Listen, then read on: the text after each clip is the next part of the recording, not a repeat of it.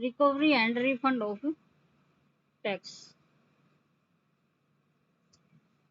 कर की वसूली और कर की वापसी किन केस में होती है, कब होती है, अगर टाइम पे रिफंड ना हो पाए तो कितना ब्याज मिलेगा। तो इस चैप्टर में ये सारी चीजें रहेंगी। तो सबसे पहले हमें पता होना चाहिए कि कर टैक्स को जो चुकाने की वो टाइम पीरियड कितना है, कौन सा है। देखो वैसे तो at the time of ITR, जब हम आईटीआर फील करते हैं उस टाइम तक हमारा सारा टैक्स पेड हो जाना चाहिए। एक इंडिविजुअल के केस में 31 जुलाई है, यानी कि यहाँ तक आईटीआर बढ़ने के टाइम तक हमारा सारी टैक्स की पेमेंट हो जानी चाहिए। अगर टैक्स कुछ बचा हुआ है तो इनकम टैक्स ऑफिस एक नोटिस देगा, जिस नोटिस के में कुछ अमाउंट लिखी होगी और वो अमाउंट 30 डेज के अंदर जमा करवानी होगी असेसी को। अगर इनकम टैक्स ऑफिसर को ये विश्वास है कि भाई कुछ और रीजन है ताकि डेट बढ़वाना चाह रहे हैं तो 30 दिन से ऊपर उसको टैक्स की जो डिमांड है उस डेट को बढ़ाया जा सकता है। ठीक है, तो कर चुकाने की अवधि वही होती है कि जो 30 दिन का टाइम दिया गया है नोटिस का, 30 दिन उनके अंदर टैक्स की पेमेंट हो जानी चाहिए। ये सेक्शन 221। नेक्स्ट सेक्शन है 222, 220 और सब सेक्शन 2। इसमें क्या है, पेमेंट ऑफ इंटरेस्ट।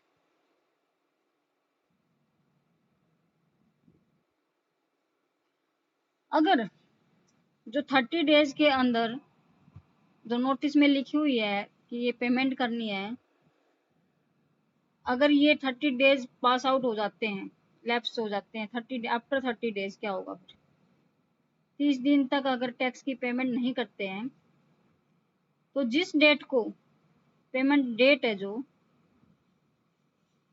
जिस डेट को पेमेंट करी उस डेट तक के टाइम पीरियड के लिए, यानी कि ड्यू डेट और जो पेमेंट डेट है, जिस डेट को पेमेंट हुई उसका जो जितना टाइम पीरियड है उसमें 1% के रेट से, नॉर्मल इंटरेस्ट ऑफ रेट से, साधारण ब्याज से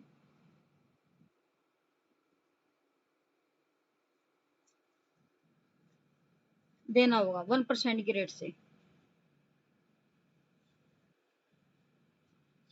अगर नोटिस में जो टाइम पीरियड बढ़ाना होगा, बढ़वाना चाह रहा है असेसी, तो टाइम पीरियड बढ़ जाता है तो वो पेमेंट की जो डेट, जब भी बढ़ी हुई जो डेट है उसको पेमेंट करता है तो उस टाइम तक का टैक्स देना पड़ेगा। ठीक है, अगर मान लो अमाउंट बढ़ा, अमाउंट कम कर दी गई है, जितनी अमाउंट बनती थी उसे कम कर दी गई है तो इंटरेस्ट रेट भी कम हो जाएगा। अगर अमाउंट कम हो गई है टैक्स की तो इंटरेस्ट रेट भी कम हो जाएगा। अमाउंट टैक्स की बढ़ा दी गई है किसी कारण से तो इंटरेस्ट रेट भी उसी अकॉर्डिंग बढ़ जाएगी। ठीक है,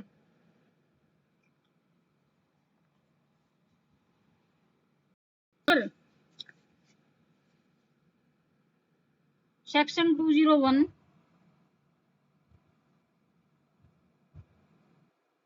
1A के अकॉर्डिंग कर की जो कटौती है उसमें चूक हो जाना, यानी कि टीडीएस टाइम पर नहीं कट पा रहा है, या फिर टीडीएस को कैलकुलेट करने की जो अवधि है उस अवधि में नहीं टीडीएस कट पा रहा है, या फिर उतनी अमाउंट का टीडीएस नहीं कट पा रहा जितना बन रहा था, तो अगर यहाँ पर ब्याज दे दिया गया है तो उस बंदे को सेक्शन 222 के अंदर ब्याज नहीं देना पड़ेगा। यानी कि टीडीएस में फॉल्ट होने पर, टीडीएस टाइम पर नहीं कटा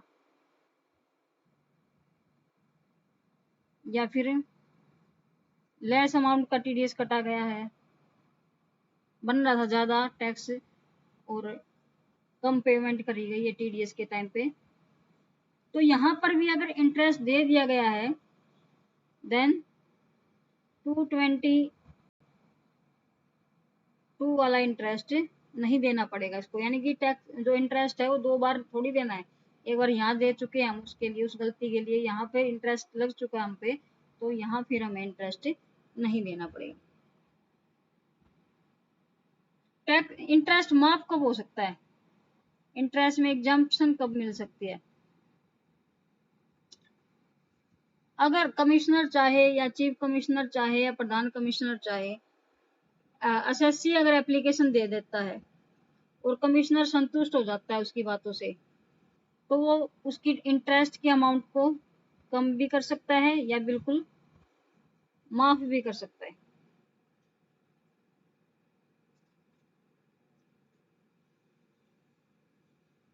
किस केस में, यानी कि वो केस कौन से हैं जब वो ये कम करेगा या माफ करेगा। फर्स्ट है, अगर अमाउंट की पेमेंट करते समय एसएससी को एक्चुअल में कुछ प्रॉब्लम होने वाली है तो उसकी कमिश्नर माफ कर सकता है।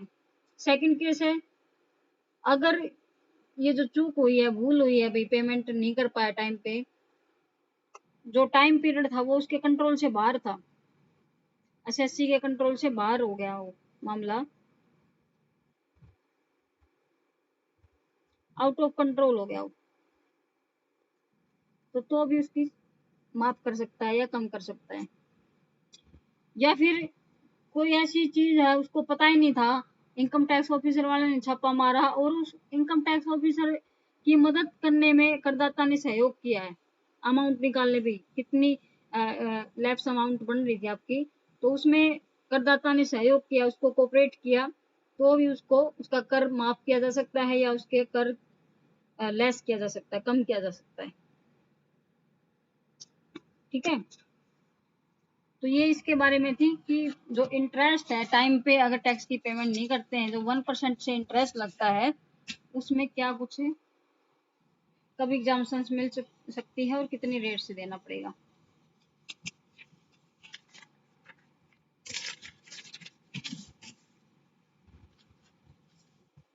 पेनल्टी क्या लगेंगी,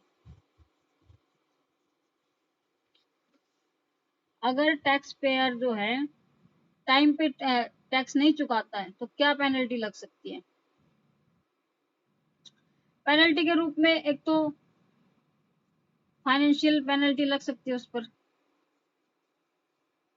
अर्थदंड बोलते हैं जिसको, अगर वो बार बार चूक कर रहा है या फिर बार बार पेनल्टी की अमाउंट बढ़ाई जा रही है तो पेनल्टी को और बढ़ाया जा सकता है। एक्सेस पेनल्टी, फाइनेंशियल बर्डन और डाला जा सकता है उस पर, जितना गवर्नमेंट रूल में लिखा है उससे और ज्यादा उस पर फाइनेंशियल बर्डन डाल सकते हैं। लेकिन अगर इनकम टैक्स ऑफिसर उसके जो पेमेंट ना करने के कारण से सेटिस्फाई हो चुका है, वो समझता है कि भाई ठीक है तूने टाइम पे नहीं दे पाया, तेरा कोई रीजन रहा होगा, तो पेनल्टी नहीं लगेगी, उसको छूट दे दी जाएगी। नेक्स्ट है मोड्स ऑफ रिकवरी क्या है।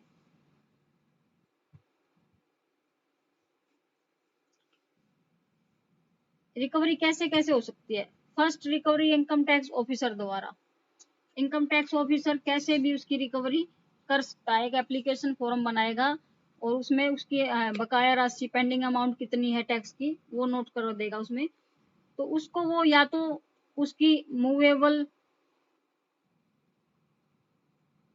और इमूवेबल प्रॉपर्टी,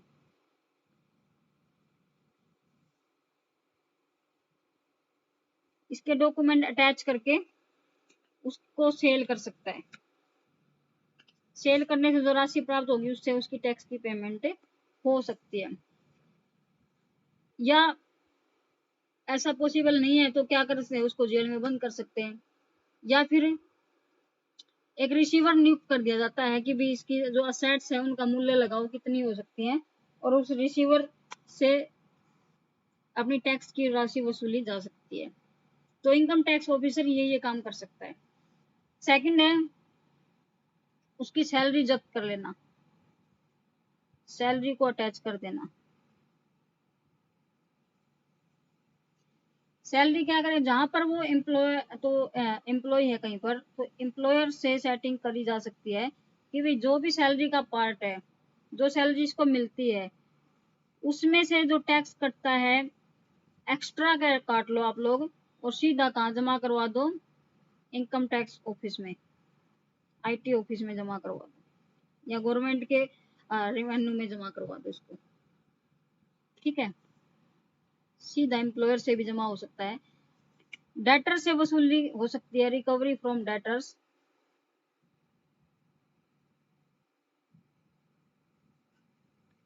उसके जो देनदार हैं, किसी ऐसा कोई ऐसा बंदा है जिसने पैसे देने हैं इसको, तो उस बंदे को डायरेक्ट इनकम टैक्स ऑफिसर कह सकता है कि भाई आप ये पैसे इसको ना देकर और गवर्नमेंट में जमा करवा दीजिए। ठीक है, नेक्स्ट है कोर्ट से। कोर्ट में उसका कोई केस चल रहा है और उस केस के जीतने पर इसको बंदे को पैसे मिलने वाले हैं, तो उस केस के जो पैसे मिलने वाले हैं वो क्या है, डायरेक्ट गवर्नमेंट बजट में जमा करवा दो। नेक्स्ट है उसकी कोई मूवेबल प्रॉपर्टी उसको बेचकर,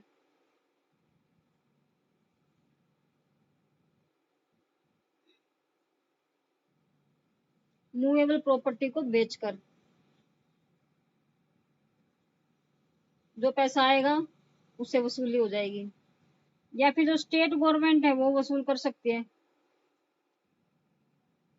जिस तरीके से स्टेट गवर्नमेंट जो नगर निगम वगैरह होते हैं ना, हर महीने या हर साल हाउस टैक्स वगैरह लेते हैं वो हमसे, या और भी कई म्युनिसिपल टैक्स वगैरह लिया जाता है हमसे, तो उसके साथ ही ऐड कर देंगे इसको भी। गवर्नमेंट की पर्ची बन के आएगी भी हर महीने इतना टैक्स पेमेंट करो, आपकी पेंडिंग अमाउंट है। ठीक है, तो राज्य सरकार भी वसूल कर सकती है उससे। नेक्स्ट है फॉरेन से एग्रीमेंट करके। मान लो फॉरेन में उसकी कोई असेट है, कोई संपत्ति है या फिर कोई बैंक अकाउंट है, तो फॉरेन गवर्नमेंट से हमारी गवर्नमेंट क्या कर लेगी, एग्रीमेंट कर लेगी भी जिसकी इसकी जितना भी बकाया है, यानी कि जितनी भी अमाउंट बननी है कुछ, तो यहाँ पर इंडिया गवर्नमेंट में जमा करवा दो। नेक्स्ट है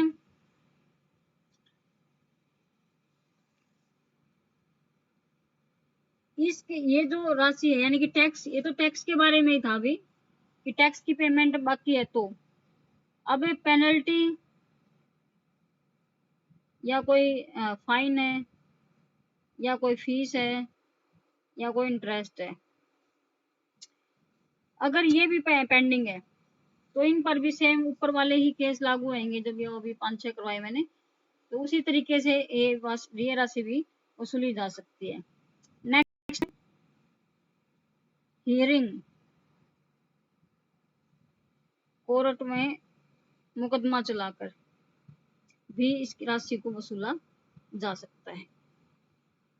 ये थी कि कर की वसूली कैसे कैसे की जा सकती है, मोड ऑफ रिकवरी क्या क्या थे।